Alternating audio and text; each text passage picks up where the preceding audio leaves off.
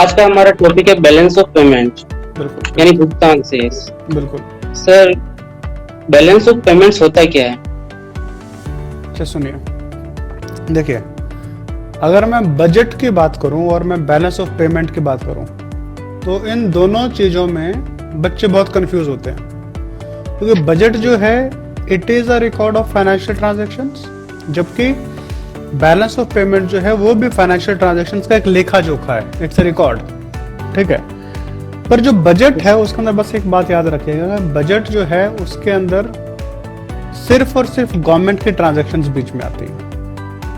मतलब कि अगर गवर्नमेंट इंडिया के बैंक से बोरो कर रही है, दूसरे देश से अगर बोरो कर रही है, तो वो बजट में वो बजट का पार्ट होगा, वो ट्रांजैक्शन को बजट का पार्ट बोला जाएगा।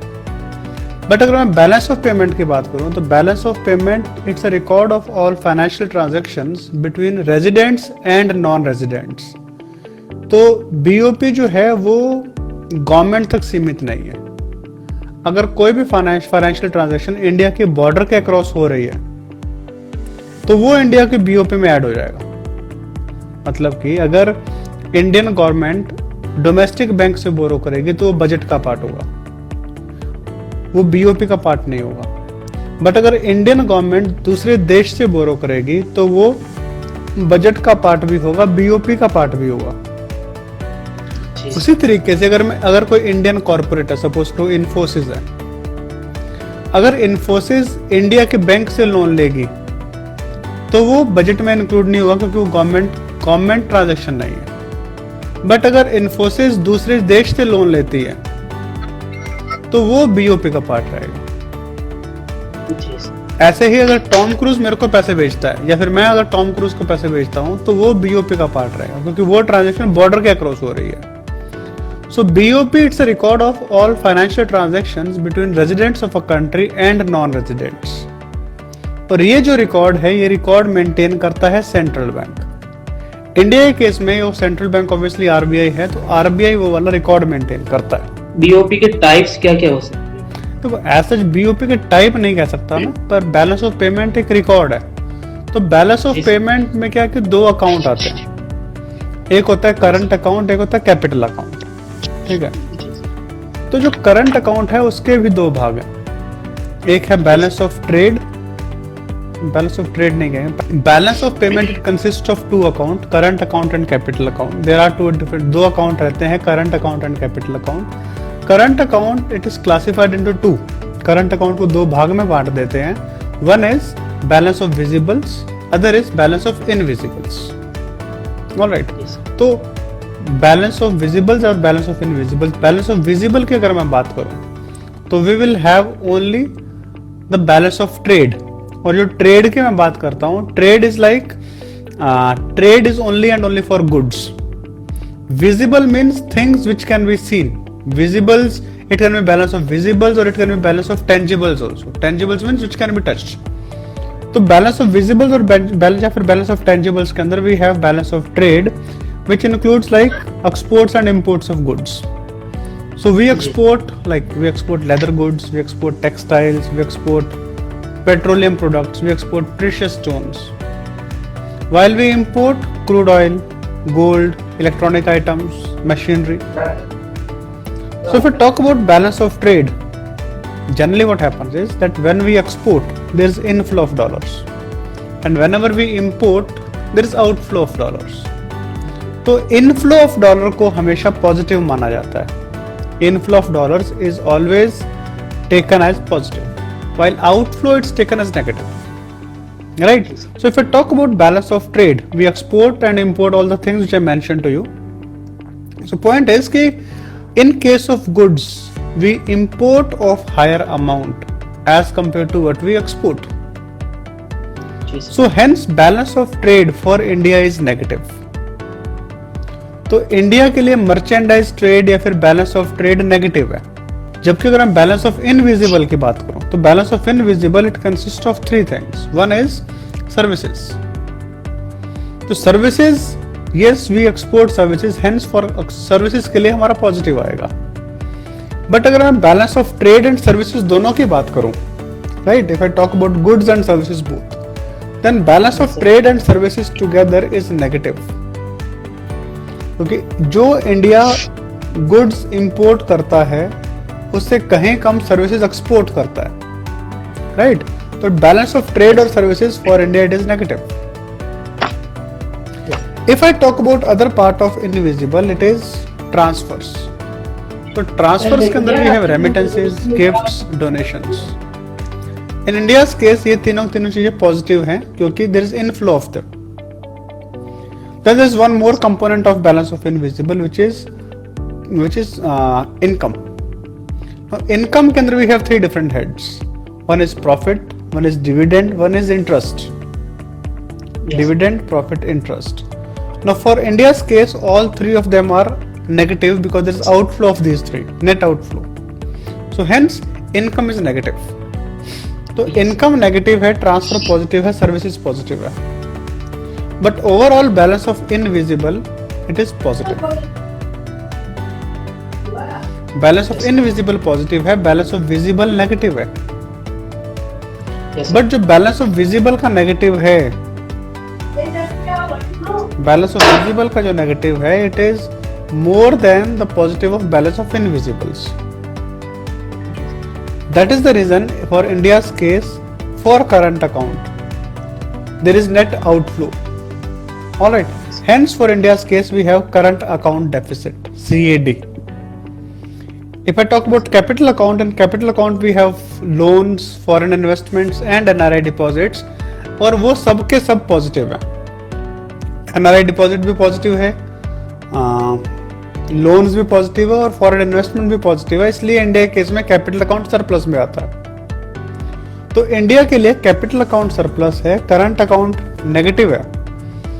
इसलिए पर जो इंडिया का कैपिटल अकाउंट है it is much more surplus. वो सरप्लस है इसलिए इंडिया का बैलेंस ऑफ पेमेंट पॉजिटिव है. तो ये बात बस हमेशा याद रखिए कि लोग इसको हमेशा गलत बोल देते हैं. ये क्वेश्चन बहुत बार यूपीएससी में भी पूछा गया है, स्टेट सर्विसेज एग्जाम में भी पूछा गया है, बैंक एग्जाम में भी आता है, एसएससी एग्जाम में भी आता है कि इंडिया का बैलेंस ऑफ पेमेंट पॉजिटिव है कि नेगेटिव है कि जीरो है. तो ये बात याद रखिए कि इंडिया का बैलेंस ऑफ पेमेंट पॉजिटिव है. जबकि अगर मैं पूरी दुनिया का लेके चलूं तो पूरी दुनिया के लिए बैलेंस ऑफ पेमेंट जीरो है. क्योंकि अगर इंडिया के लिए पॉजिटिव है, इंडिया के लिए अगर इनफ्लो हो रहा है तो किसी दूसरे देश के लिए आउटफ्लो हो रहा है. तो ओवरऑल अगर मैं दुनिया का लेकर चलूंगा तो दुनिया के अंदर दुनिया का बीओपी जीरो है, बैलेंस्ड है, बट हमारा बैलेंस ऑफ पेमेंट सरप्लस में है, पॉजिटिव में है, क्योंकि हमारा कैपिटल अकाउंट सरप्लस में है. बीओपी के असंतुलन के प्रमुख कारण क्या है? बीओपी के असंतुलन के इम्बैलेंस. अच्छा, बेसिकली बीओपी का असंतुलन का जो कारण ये है कि हम जो एक्सपोर्ट करते हैं, हमारा जो करंट अकाउंट है, करंट अकाउंट हमारा हमेशा से ही नेगेटिव में रहा है. और हमारा करंट अकाउंट नेगेटिव में हमेशा बैलेंस ऑफ ट्रेड के कारण रहा है. क्योंकि हम लोग क्या करते हैं, जैसे I will give you example. जैसे अगर मैं इंडिया चाइना ट्रेड की बात करूं तो इंडिया और चाइना के अंदर जो ट्रेड है वो तकरीबन $80 बिलियन का है. उस $80 बिलियन के अंदर हम एक्सपोर्ट करते हैं सिर्फ $30 बिलियन का, जबकि इंपोर्ट करते हैं $50 बिलियन का. तो इसीलिए जो ऑब्वियसली जो ट्रेड डेफिसिट है $20 बिलियन हो गया. तो वो इसलिए है कि हम चाइना को एक्सपोर्ट करते हैं रॉ मटेरियल्स, और चाइना उसी रॉ मटेरियल को प्रोसेस करके हमें वापस फिनिश्ड गुड्स दे देता है. एग्जांपल की बात करता हूं तो इंडिया के अंदर सपोज आयरन ओर मिलता है, तो हम आयरन ओर एक्सपोर्ट करते हैं. चाइना क्या करता है, उसी आयरन को स्टील में तब्दील करके हमें वापस दे देता है. अब आयरन ओर बिकता 10 रुपए किलो, स्टील बिकता 15 रुपए किलो. तो वहीं पर अंतर आ जाता है. ठीक है.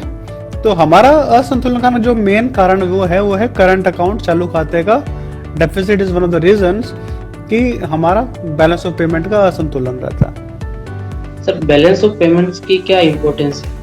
तो इम्पोर्टेंस इन द सेंस ये है कि ये बेसिकली ये बताता है कि हम दुनिया के ऊपर कितना निर्भर हैं, हम दुनिया से कितना कमा रहे हैं, दुनिया हमसे कितना कमा रही है. तो अगर हमारे अंदर इंडिया के अंदर बेसिकली अगर बैलेंस ऑफ पेमेंट पॉजिटिव है, बैलेंस ऑफ पेमेंट पॉजिटिव होगा तो आरबीआई क्या करेगा, जितना भी मार्केट में एक्स्ट्रा डॉलर आएगा वो सबके सबको मार्केट से परचेज कर लेगा, बैंक से परचेज कर लेगा। और जब आरबीआई मार्केट से डॉलर को परचेज करेगा तो हमारा फॉरेक्स रिजर्व बढ़ेगा, और जब हमारा फॉरेक्स रिजर्व बढ़ेगा तो हम उस फॉरेक्स रिजर्व को कहीं भी यूज कर सकते हैं। जैसे चाइना जो है, चाइना का फॉरेक्स रिजर्व जो है वो है $1600 बिलियन, जबकि हमारा है $500 बिलियन। तो अगर आपने ये देखा है कि चाइना जो है पाकिस्तान में कुछ इन्वेस्ट कर रहा है, श्रीलंका में कुछ इन्वेस्ट कर रहा है, म्यांमार में, जैसे आई टेल यू, जैसे श्रीलंका के अंदर हम्बन टोटा पोर्ट है, वो पाकिस्तान वो चाइना बना रहा है। म्यांमार के अंदर सितवे पोर्ट है, वो सितवे पोर्ट चाइना बना रहा है। पाकिस्तान के अंदर गवादर, शायद गवादर पोर्ट ही है, if I am not wrong, Gwadar port जो है वो भी चाइना बना रहा है। अब जो सिल्क रूट है वो चाइना बना रहा है। चाइना पाकिस्तान इकोनॉमिक कॉरिडोर है वो भी चाइना बना रहा है। चाइना के पास इतना डॉलर कहाँ से आया? अल्टीमेटली अगर चाइना ये सब कर रहा है तो कैसे कर रहा है? अफ्रीका में एबोला फैला तो चाइना ने अपनी टीम भेज दी। तो चाइना इतना सारा कैसे कर सकता है? चाइना इतना सारा ऐसे कर सकता है क्योंकि चाइना के पास फॉरेक्स रिजर्व बहुत है, और वो फॉरेक्स रिजर्व उसने सिर्फ और सिर्फ मैन्युफैक्चर्ड गुड्स को एक्सपोर्ट करके बनाया। चाइना जो बनाता है, चाइना के जो टारगेट कंट्रीज हैं वो सब के सब डेवलप्ड कंट्रीज हैं, जबकि हम गरीब देशों को एक्सपोर्ट करते हैं। चाइना क्या कर रहा है? अगर मैं बात करूं, वर्ल्ड के जितने भी आईफोन्स हैं सब के सब चाइना में बनते हैं। वो चाइना में बनते नहीं हैं, वो चाइना में असेंबल होते हैं। आईफोन के जितने भी सब पार्ट्स हैं, कोई ताइवान बन रहा है, कोई साउथ कोरिया बन रहा है, कोई यूएस बन रहा है, कोई जापान बन रहा है, पर ऑल दीज सब parts are later on brought to China. और चाइना एक आईफोन के पीछे $4 कमाता है, बस सिर्फ $4। पर जब दुनिया का हर एक आईफोन चाइना में बनता है तो चाइना उसी आईफोन से बहुत सारा पैसा कमा लेता है। तो चाइना के अंदर असेंबली होती है। चाइना बेसिकली क्या कर रहा है? चाइना लेबर इंटेंसिव है, चाइना में लेबर बहुत है, तो लेबर इंटेंसिव इंडस्ट्रीज के ऊपर उसका फोकस है। हमारा उल्टा है, हमारे लेबर सरप्लस है पर हम कैपिटल इंटेंसिव इंडस्ट्रीज के ऊपर फोकस कर रहे हैं। तो कहीं ना कहीं हमारी एक्सपोर्ट पॉलिसीज ही सही नहीं है। और ये बात मैं नहीं बोल रहा हूँ, ये बात बेसिकली इकोनॉमिक सर्वे बोलता है। तो जो चीफ इकोनॉमिक एडवाइजर होता है वो हर साल एक डॉक्यूमेंट रिलीज करता है जिसको बोलते हैं इकोनॉमिक सर्वे। तो इकोनॉमिक सर्वे में जो बात मैंने आपको अभी बोली, जितनी भी डिस्कशन पिछले 5-10 मिनट के अंदर की, ये सारी के सारी डिस्कशन मैंने इकोनॉमिक सर्वे से ली है। तो अगर मैं यूपीएससी की बात भी करूं तो यूपीएससी के अंदर जो मेन क्वेश्चंस निकलते हैं, मेंस एग्जाम के लिए जो क्वेश्चन होते हैं, GS3 में इकोनॉमिक्स पूछा जाता है। 20 क्वेश्चन में तकरीबन 9 क्वेश्चन इकोनॉमिक्स के होते हैं। उन 9 क्वेश्चन में से 4 क्वेश्चन एग्रीकल्चर के होते हैं, हमेशा से ऐसा रहा है। एक क्वेश्चन इंक्लूसिव ग्रोथ से रहेगा, एक क्वेश्चन अनएम्प्लॉयमेंट से रहेगा, एक क्वेश्चन इंडस्ट्रीज से रहेगा, एक क्वेश्चन बैंकिंग से रहेगा। तो ये हमेशा इसका रूटीन रहता है, ठीक है। तो बेसिकली मैं ये कहना चाह रहा हूँ कि जो इकोनॉमिक सर्वे है, वो जो एग्रीकल्चर का क्वेश्चन है या फिर इंक्लूसिव ग्रोथ का क्वेश्चन है या फिर कोई भी और क्वेश्चन है, कहीं ना कहीं वो क्वेश्चन इकोनॉमिक सर्वे से ही लिया जाता है। तो 9 क्वेश्चन में से तकरीबन 4-5 क्वेश्चन इकोनॉमिक सर्वे में से ही आते हैं। और मैंने अपने बुक में क्या किया है, जो भी इस साल के इकोनॉमिक सर्वे में आया है वो सारे के सारे टॉपिक अपने बुक में डाले हैं चैप्टर के हिसाब से, ठीक है। तो वो बहुत इंपॉर्टेंट चीज है जो मेंस के एग्जाम है, जो एग्जाम ओरिएंटेड प्रोसेस है, that's what I have been following for the book. तो बेसिकली जो बुक मैंने लिखी है, आपने पूछा नहीं बुक के बारे में, still I am telling you कि जो बुक मैंने लिखी है वो बेसिकली मैंने अपने स्टूडेंट की रिक्वेस्ट के ऊपर ही लिखी है। जैसे मैं हैदराबाद त्रिवेंद्रम पढ़ाता हूँ तो स्टूडेंट्स मेरे नोट्स पढ़ते रहे हैं हमेशा, ठीक है। तो अगर आप मेरी बुक भी देखें उसमें भी फर्स्ट 3-4 पेजेस में मैंने पुराने टेस्टिमोनियल्स ही लगाए हैं। जो मेरे स्टूडेंट्स, जो सक्सेसफुल स्टूडेंट्स हैं, उनका टेस्टिमोनियल ही लगवाया मैंने। तो स्टूडेंट से ही मेरे को रिक्वेस्ट आई थी कि सर आप अपने बच्चों, आप मतलब अपने नोट्स को बुक में कन्वर्ट कर दीजिए। तो इसलिए मैंने बुक में कन्वर्ट किया। और बच्चों को जो ट्रबल आता है वो ज़्यादातर ट्रबल आता है कि किसी पर्टिकुलर टॉपिक से क्वेश्चन कैसा पूछा जाएगा, ठीक है। तो जैसे मैं बताना भूल गया, मेरी जो बुक है, मेरी बुक का नाम है इंडियन इकोनॉमी, मेरा खुद का नाम है अमन सोनी, ठीक है। तो Indian economy by Aman Soni जो मेरी बुक है, तो वो बुक मैं इसी नाम से, इंडियन इकोनॉमी बाय बुक के नाम, Indian economy by Aman Soni के नाम से मैं टेलीग्राम चैनल के ऊपर भी हूँ, यही मेरा YouTube चैनल है, यही मेरा Facebook पेज है, यही सब कुछ है। ठीक है, और मेरी बुक का नाम भी यही है, यही मेरी वेबसाइट का नाम भी है, Indian economy by Aman Soni.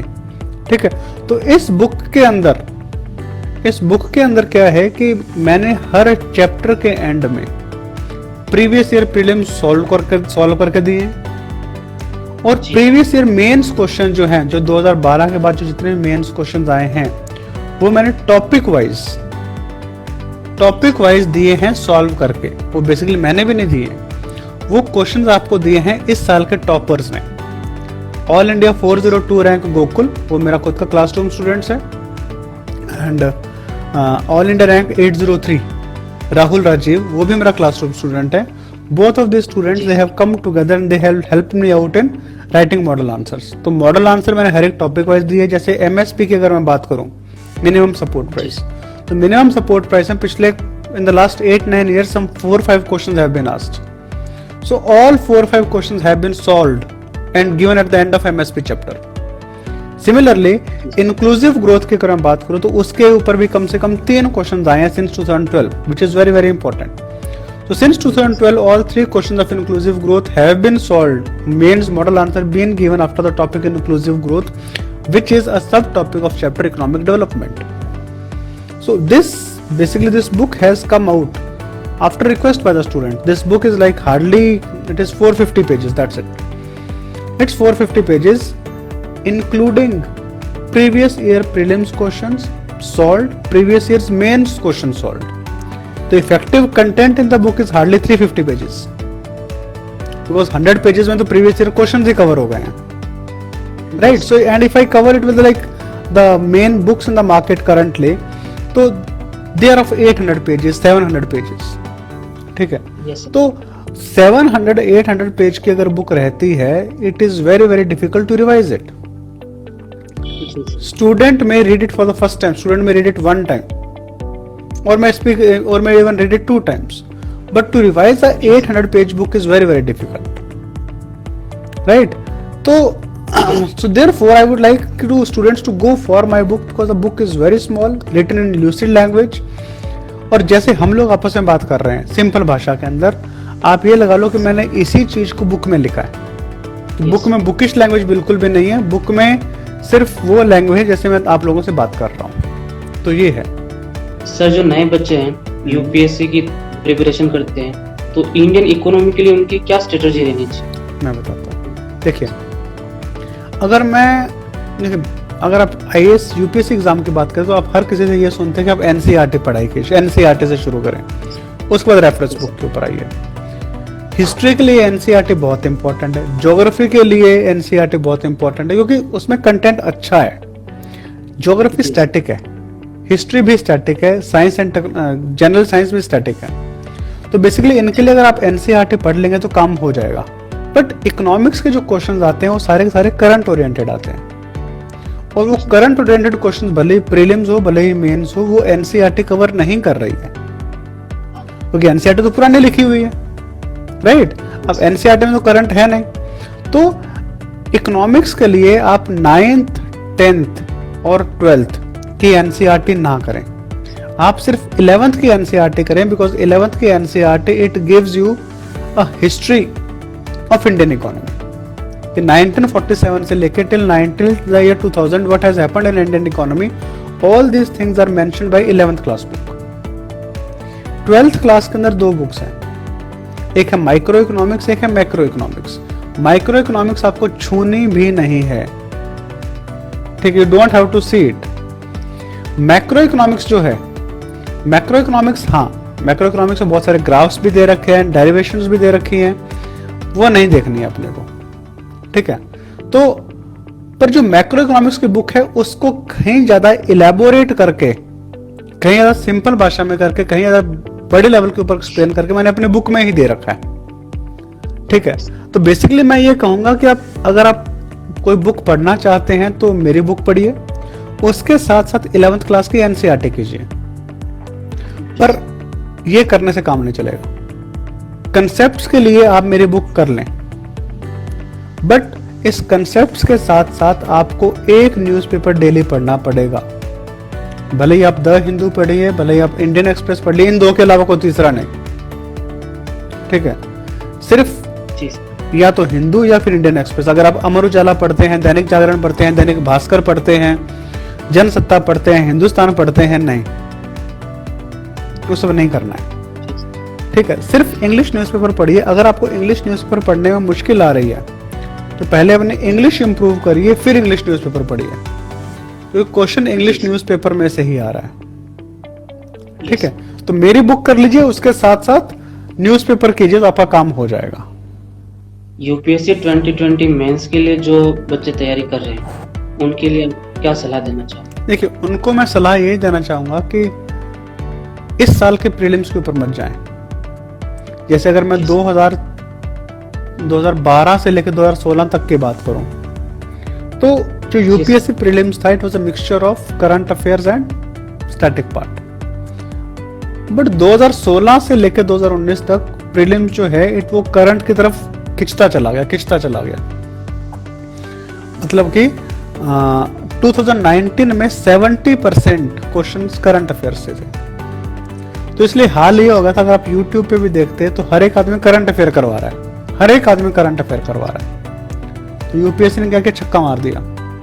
UPSC ने इस वजह कि मेंस के अंदर भी सब कुछ स्टैटिक से आएगा, जरूरी नहीं है। हो सकता है मेंस के अंदर सारे का सारा करंट से ही आए, हो सकता है स्टैटिक से भी आए, जी हो सकता है मिक्सचर भी आए।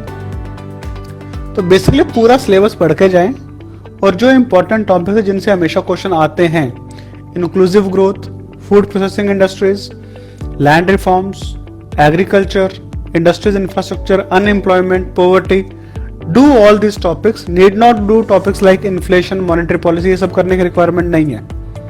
एक क्वेश्चन फाइनेंस कमीशन के ऊपर भी कर लीजिएगा।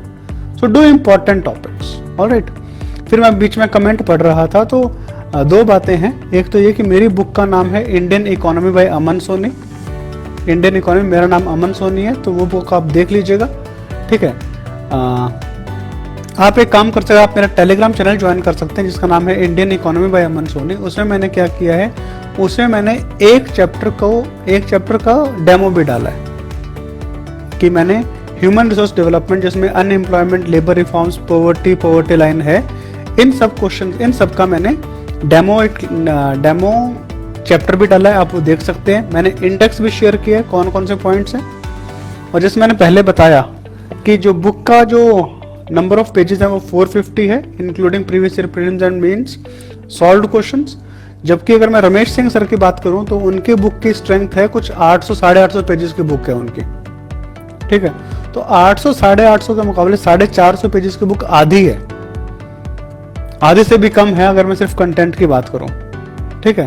तो आप बेसिकली, क्योंकि अल्टीमेटली अपने को एक बार बुक नहीं पढ़नी है, यूपीएससी के लिए तो बुक अपने को कम से कम 4-5 बार पढ़नी पड़ती है, रिवाइज करने पड़ते हैं। तो इतनी बल्कि बुक को रिवाइज करना बहुत मुश्किल हो जाता है। और दूसरी बात यह है कि रमेश सिंह सर की बुक में कुछ उन्होंने 20-25 चैप्टर दे रखे हैं, उससे कहीं ज्यादा चैप्टर दे रखे हैं। उसके बाद हमें इकोनॉमिक सर्वे पढ़ना होता है, तो इकोनॉमिक सर्वे और रमेश सिंह सर की बुक में ओवरलैप बिठाना बहुत मुश्किल है। जबकि मैंने अपनी बुक में जो 10 चैप्टर दिए हैं, वो 10 चैप्टर उसी तरीके से दिए हैं जैसे वो 10 चैप्टर इकोनॉमिक सर्वे में दिए होते हैं। तो आपको करंट और स्टैटिक को जोड़ना बहुत आसान रहेगा कि जैसे इकोनॉमिक सर्वे में फर्स्ट चैप्टर नेशनल इनकम रहता है, मेरा भी नेशनल इनकम। सेकंड चैप्टर हमेशा फिस्कल पॉलिसी रहता है, मेरा भी फिस्कल पॉलिसी है। थर्ड चैप्टर हमेशा बैंकिंग और मॉनेटरी पॉलिसी होता है, इधर भी यही है। तो बेसिकली सेम चैप्टर है। तो उससे क्या है कि आपको टैली करना आसान रहेगा कि हाँ इकोनॉमिक सर्वे में क्या आ रहा है, इसकी बुक में क्या है, क्योंकि क्वेश्चन अल्टीमेटली इकोनॉमिक सर्वे से ही निकल रहा है, ठीक है। हाँ, किसी ने बुक का प्राइस पूछा, तो बुक का प्राइस मैं बता देता हूँ। जो बुक की हार्ड कॉपी जो है वो 330 रुपीज में अवेलेबल है, जबकि मैं किंडल एडिशन की बात करूँ वो कुछ 200 रुपए में अवेलेबल हो जाएगी। तो हमने जानबूझ के जो बुक है वो सस्ती रखी है ताकि एस्पिरेंट्स को पढ़ाई में दिक्कत ना आए। और अगर मैं बुक की बात भी करूं तो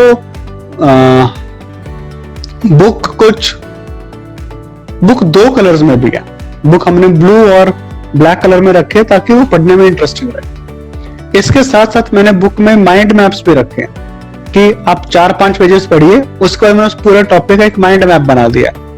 ताकि आप जब रिवाइज करें आप पूरे 4-5 पेज पढ़ने की रिक्वायरमेंट नहीं पड़ेगी, आप सिर्फ वो माइंड मैप देख लेंगे तो आपके दिमाग में वो मैप छप जाएगा कि हाँ देखिए ऐसे ऐसे काम हो रहा है। तो माइंड मैप से आपको रिवाइज करना आसान रहेगा, रिवाइज जल्दी भी हो जाएगा, आसानी से भी हो जाएगा। मीडियम बुक का इंग्लिश है, इंग्लिश मीडियम के अंदर बुक है, आप देख लीजिएगा। सर इस वर्ष भारत में बेरोजगारी दर बहुत ज्यादा है। हाँ। तो इसके बारे में आप क्या कहना चाहोगे? देखिए बेरोजगारी दर कई कारणों से है, ठीक है। जैसे आज ही मैं एक क्वेश्चन डिस्कस कर रहा, जैसे दिल्ली में मैं फोरम आईएएस में पढ़ाता हूँ, तो अभी मैं मेंस का एक क्वेश्चन ही डिस्कस कर रहा था जिसमें पहले हम बात करते थे आज से 5 साल पहले कि there is jobless growth, ठीक है, कि ग्रोथ हो रही है पर जॉब नहीं हो रही है, ठीक है। बट अभी जॉब लेस ग्रोथ से हम जॉब लॉस ग्रोथ के ऊपर आ रहे हैं। मतलब कि ग्रोथ हो रही है, जीडीपी बढ़ रही है, बट जॉब्स कम हो रही हैं, जॉब लॉस ग्रोथ हो रहा है। तो ये जॉब लॉस क्यों हो रही है, फिर जॉब्स क्यों नहीं हो रही है? तो एक क्वेश्चन इसका 2014 में मेंस में आया था, जिसमें द क्वेश्चन वाज कि while we flaunt demographic dividend of India, we regularly ignore the decreasing level of unemployability of Indian youth. तो बेसिकली वो ये कहना चाह रहा था कि इंडियन यूथ जो है वो अनएम्प्लॉयबल हो रहा है। अनएम्प्लॉयबल कहने का मतलब कि यूथ है, एम्प्लॉयबिलिटी नहीं है, मतलब कंपनी उसको एम्प्लॉय नहीं कर पा रही। कंपनी उसको एम्प्लॉय क्यों नहीं कर पा रही? क्योंकि उसके पास जो स्किल्स हैं, जो लड़के के पास स्किल है, जो बच्चे के पास स्किल है, वो स्किल है जो कंपनी को नहीं चाहिए। जैसे मैं खुद इंजीनियर हूं, पर जो मैंने 4 साल इंजीनियरिंग में पढ़ा और जो मैंने कंपनी में काम किया इन्फोसिस में, दोनों में जमीन आसमान का अंतर था।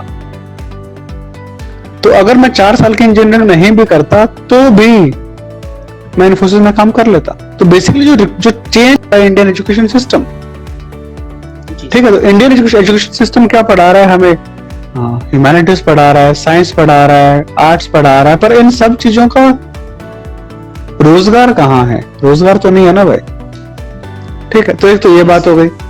फिर दूसरी ये भी है कि हमारे यहाँ पर जितनी भी ग्रोथ है वो सर्विसेज सेक्टर में हो गई है, और सर्विसेज सेक्टर ऐसा सेक्टर है जो लेबर इंटेंसिव नहीं है, वो लेबर जनरेट नहीं कर रहा, वो जॉब जनरेट नहीं कर रहा।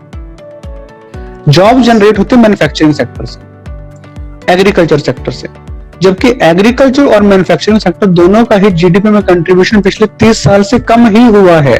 तो जब रोजगार क्रिएट करने वाले सेक्टर की ग्रोथ ही नहीं हो रही है तो रोजगार कहां से होगा? तो दोनों बातें ये, सप्लाई साइड भी है, डिमांड साइड भी है। सप्लाई साइड मतलब ये है कि जिसको भैया नौकरी चाहिए उसके पास वो स्किल नहीं है जो नौकरी के लिए चाहिए।